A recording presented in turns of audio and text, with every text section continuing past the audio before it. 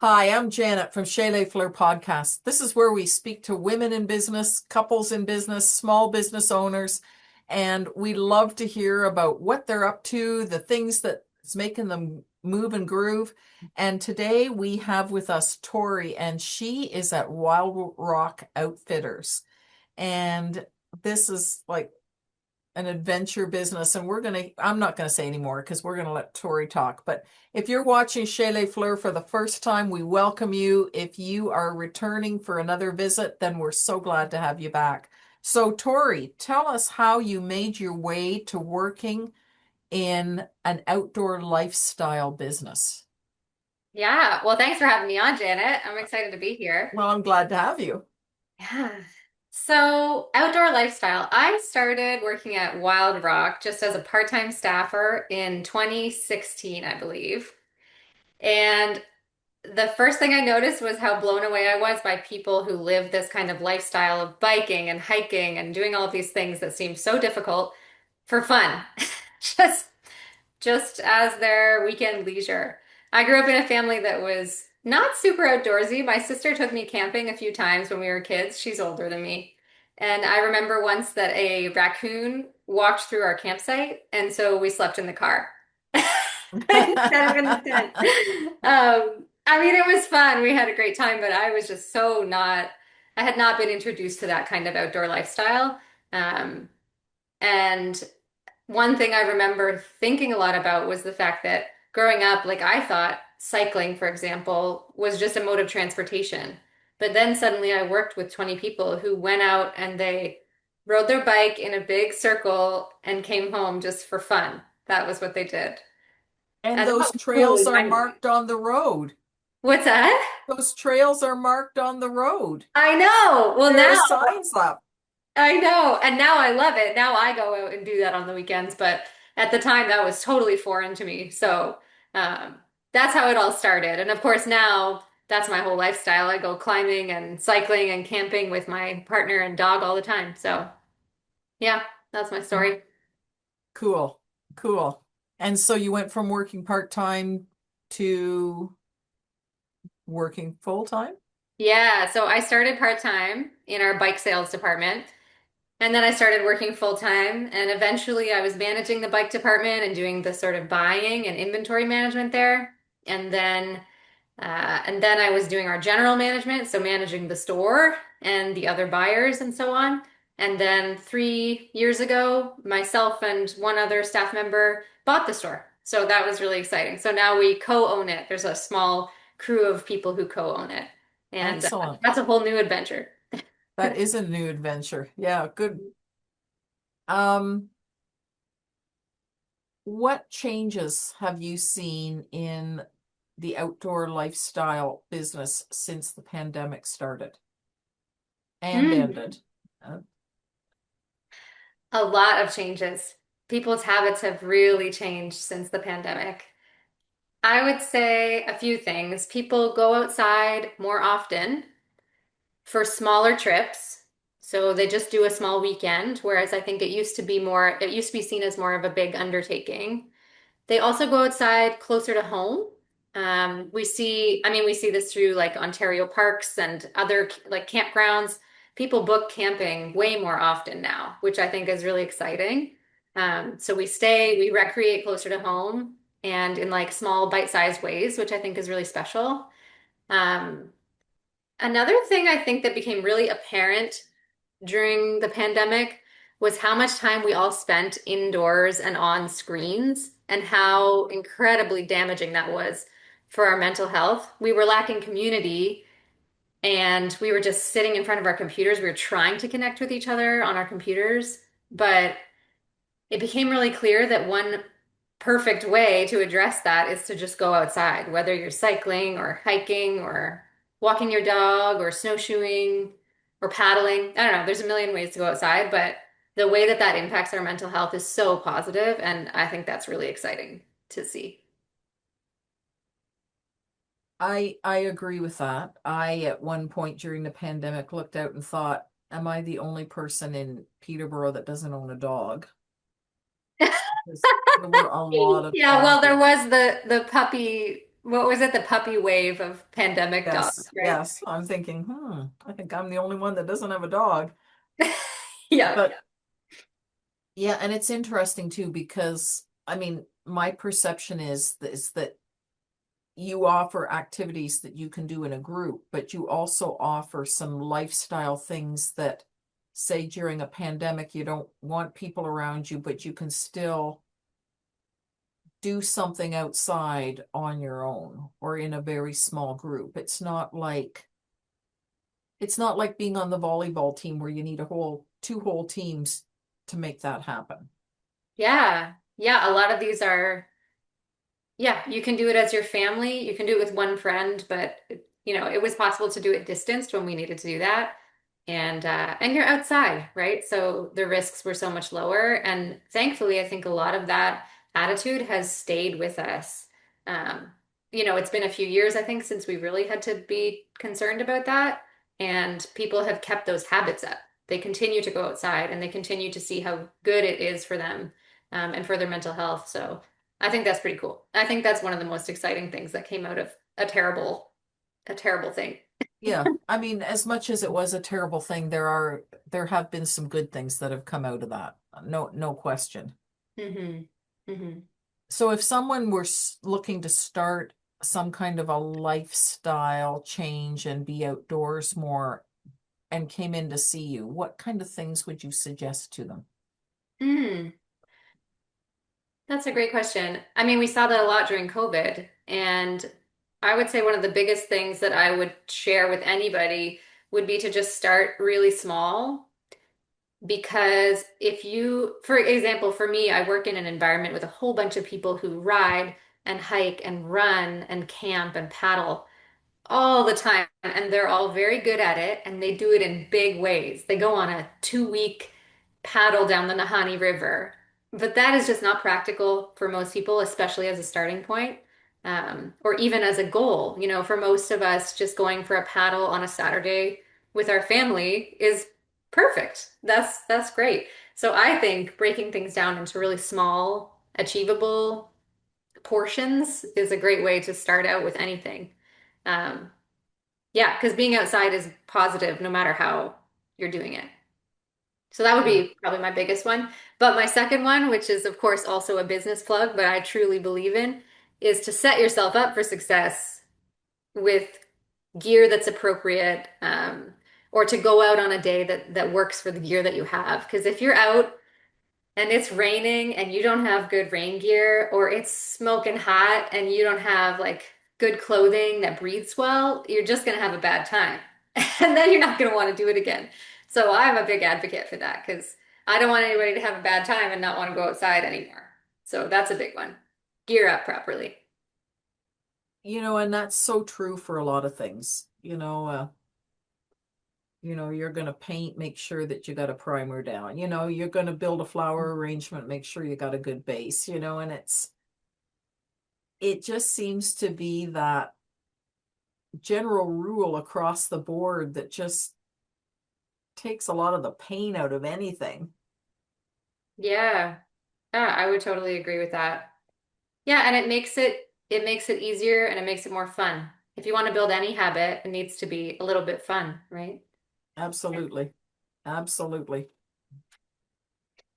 So there isn't one particular sport you'd say or activity you'd say if somebody came in and said, I just want to be outside more, tell me what to do. Is there something that's sort of a trend that's coming up or that you're seeing more and more people engaging in, or do you? Hmm.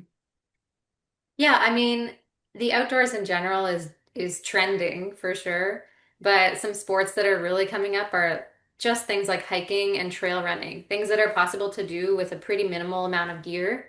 You just need a good pair of shoes for whatever it is you're doing, and maybe, some appropriate clothes, but most people have some sports clothes that can, you know, be transitioned into hiking clothes or whatever it might be. So those are Right. really great because you don't really need a lot of gear. You need a water bottle. We all Right. have most of those And things. we all have six of them. Yeah, yeah. And then a spare one that has no lid that we just keep in the drawer. Yeah. So, Yes, the lid's going to show up anytime now. yeah. It's like the lost song. But yeah, I would say those sports are, I think they're really special because most people can do them. Um, but of course, there's also, I mean, everybody loves a good paddle, but you need a lot more gear for something like that, and you may possibly need to rent a boat. So, and have a friend who can steer the boat if you're like me and you can't steer a boat. So, you know.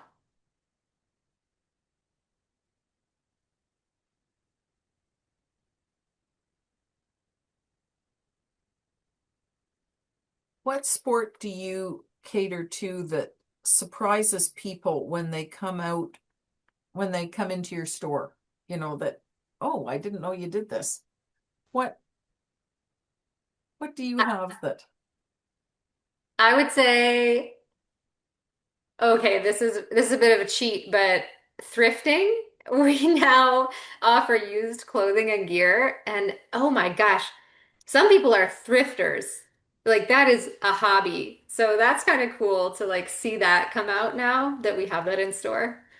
Um, but if you want a real sport, I would say disc golf is one that we carry that surprises a Okay. lot of people. Yeah, there's quite a big disc golf community in Peterborough. So yeah, we serve them as well. Now, do they play at the course up by the zoo? Yeah, yeah, there's the course at the zoo. There's the one on close to Thomas A. Stewart. I mean, there's tons. We have a lot of disc golf courses in Peterborough.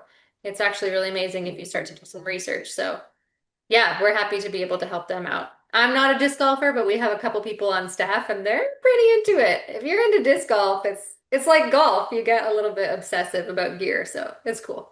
Oh, that's neat. I wouldn't have thought of that. Hmm.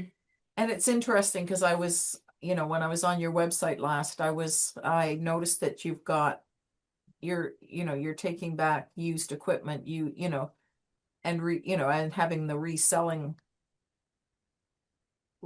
of the equipment. And I thought that's a good idea. One of Yeah, well, our, for us, it was sort of a natural extension because it helps us to make the outdoors a little bit more accessible because it brings the price point down.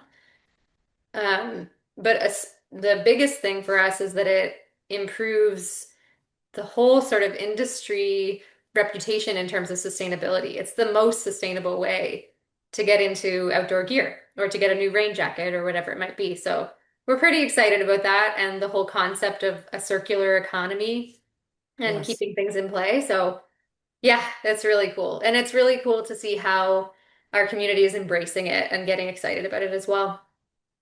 Yeah, and it's something that we all have to think of in our businesses and our industry. It's not just, oh, I think we need to make time for that. It's like, no, we have to make time for this. We have to pay attention to this. You know, the environment is not going to go away and it's what sustains us. So we really need to do everything we can to care for Mother Nature and so that she can care for us. Oh my God, yeah. Yeah, I mean your business is plant-based and Yes. and ours requires green space and nature and trails. So yeah, we have to take care of it. Otherwise, our businesses are not sustainable. Yeah. Yeah. We like to finish off our time together with some rapid fire questions so we can learn a little bit more about you yourself. If you're Okay. up for that, I'd like to fire off some questions to you. Okay. I'm ready. Okay, you ready? Hmm. I'm just tea or coffee, Coffee. socks or slippers, Slippers. sunrise or sunset, Sunrise. mountain or beach, Mountain. burger or fries. Oh, Sorry, I'm fries. sorry, burger or pizza. Oh, still fries. I love Yeah. fries. I think fries are my favorite food. Ask anyone who knows me. I love fries. Yes. Yeah, and good ones. Yeah. Oh my gosh, yeah. Yeah, like where the skin's still on and it's fried, yeah. Yeah, it's like potato wedges. Yeah. Oh Oh, yeah, I love. yeah, yeah, yeah. I'm with you. Yeah. You're also, I should have asked you this before we did the rapid fire. You're in Women's Business Network. Yes, And thankfully. how do you see that as being part of the stepping stone for building your business? Yeah, that has been huge for me to be a part of Women's Business Network because I came into this, I never expected to be in business. I didn't even really know that it was an option, a career option for me. I just sort of was in the right place at the right time with the right capacity. So being part of that group has allowed me to meet other people who have mentored me, who I can model myself after. So the connections I've made have been huge. Because I still have that feeling of not really having a clue what I'm doing.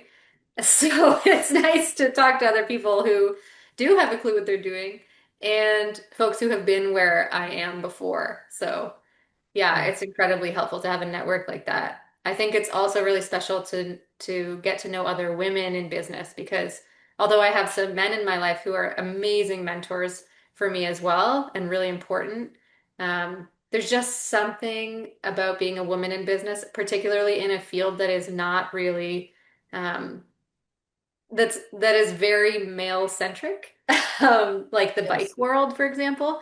That comes with its own challenges. So being able to talk to other women about that and their methods of navigating that is huge for me.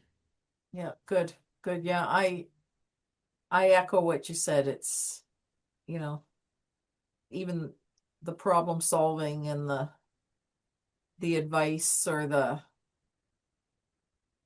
ability to trade ideas back and forth or say, I'm thinking about doing this in my business, and somebody says, okay, look it, you might want to think that a little further, or they might say that's going to work. Hmm. How long Those, have you been in the business network? oh, since God was a baby, you Okay. know, it's been that's a group too that's been interesting to watch the changes and the dynamics of the group over the years. And I really enjoy the last few years have been more focused on how can we help each other. How do we need how what do we need to do to know each other better? What do we need to what do we need to be listening for if people need help? And I think that's really been a fabulous step forward for the group, as it grows and evolves, and it's a living organism really. And as it Yeah. changes and grows, that I think has been a very positive dynamic and direction. Hmm. Yeah, I think that's really special. It's pretty cool to be someone who's new to it and see how many people, there's lots of other newbies as well, but there's a lot of women like you who have been there and who have been through a lot of stuff together with their businesses. And yeah, it's not a very common thing. So it's a pretty special group. Yeah, it really is. Hmm. Well, I really appreciate you being with us today. I love what you're doing. The store looks great. It's so important to be outside and to be living with Mother Nature and all that she offers. And I really tip my hat to you for making that possible for people that well, the outdoor addicts, but the people that may never have thought about it before and are going, okay, I think I can do this. Hmm. Thanks, And I want Janet. to do more and I like it, and Yeah. yeah, Well, that's thank so you. important. Yeah. Yeah. You're a community builder yourself, so I appreciate that. And thanks Well, for having me on. it's an easy community to be in, really. Yeah, it's a good one. We got lucky. Yeah, we did. We sure did. Yeah. Anyway, thank you again for taking time to be with us. It's always a pleasure to talk to you, and I'll see you probably in a couple weeks. Yeah, awesome. Likewise. Thanks so much for having me, Janet. Well, thank you. If you're watching Chez Les Fleur for the first time, we welcome you. If you're a returning visitor, we're really glad to have you back. And this is where you hear about the good times and the bad times and all the challenges that women in business and small business have. And we're really glad that you took time to watch today. Thank you. We'll see you soon.